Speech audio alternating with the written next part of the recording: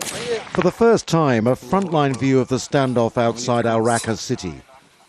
These are opposition snipers from Ahrar al-Sham.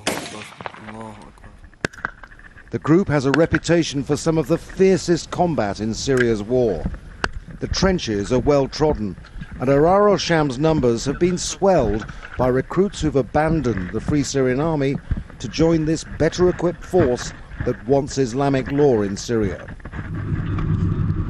Its leader here is only too aware that by sharing some of the ideology of groups like the Nusra Front and the Islamic State of Iraq and Sham, the group will be off any arms supply list the West is still considering.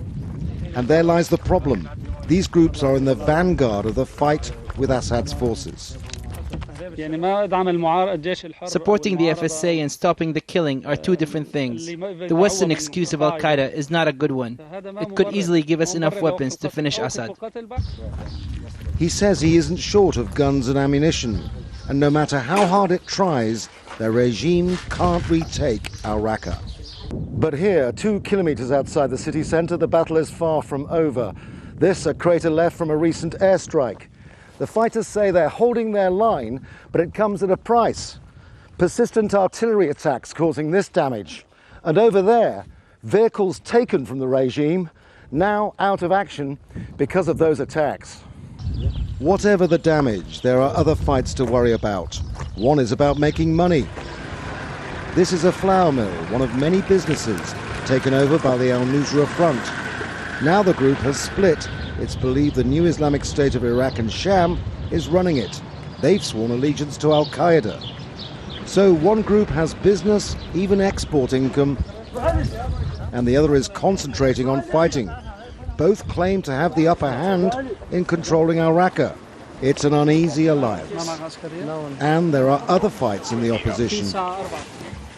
This man is one of the victims, an FSA commander hit by 2 bullets and riddled with serious shrapnel wounds.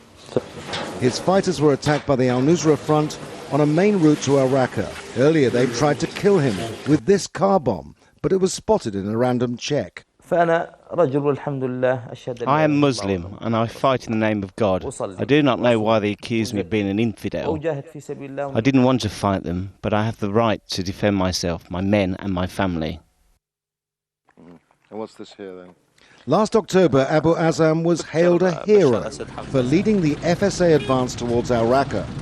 Now he's exiled in Turkey. The FSA is running lower on money and weaponry, and it's losing many of its men to the groups the West doesn't want to support. Which begs the question, who owns the Syrian revolution now?